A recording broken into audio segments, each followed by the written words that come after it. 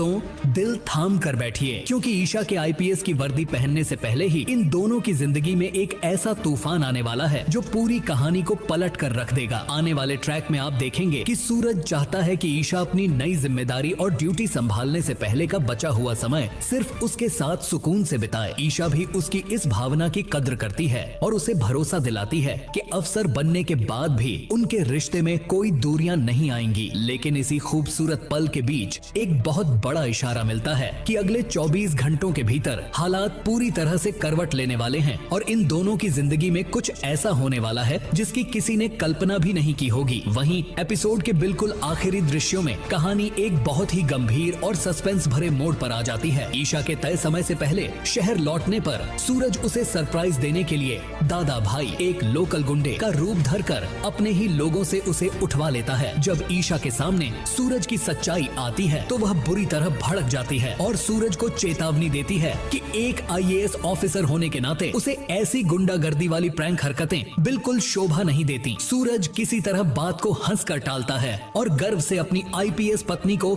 जय हिंद कहकर सैल्यूट करता है। ईशा भले ही इसे सूरज की एक बचकानी शरारत समझकर खुश हो जाती है, लेकिन एपिसोड के बिल्कुल अंत में सूरज के चेहरे पर गहरी चिंता साफ दिखाई देती है। वह मन ही मन सोचता है कि बाहर तो उसने ईशा से दादा भाई का सच छिपाकर किसी तरह सिचुएशन को संभाल लिया, लेकिन जैसे ही ईशा घर के अंदर कदम रखेगी ताई माँ उसे सब कुछ सच सच बता देंगी कि पीछे से क्या क्या हुआ है। इससे यह साफ हो जाता है कि अगले 24 घंटे में ईशा के घर में जाते ही एक बहुत बड़ा तूफान आने वाला है। खुशी खुशी घर के अंदर जाएगी और परिवार वालों से मिलेगी। ताई माँ उससे वह सच नहीं छुपा पाएंगी जो सूरज ने दबा कर रखा है। ईशा को पता चलेगा कि उसके भाई आरव का मर्डर हो चुका है। यह खबर ईशा के पैरों तले जमीन खिसका देगी। आरव की मौत के साथ ही ईशा के सामने सूरज का वह डार्क सीक्रेट भी खुलेगा कि आरव को इंसाफ दिलाने और परिवार की रक्षा करने के लिए ही एक आईएएस ऑफिसर सूरज ने कानून अपने हाथ में लिया और शहर का खूंखार दादा भाई बन गया। गुंडों वाली जो बात ईशा को मजाक लग रही थी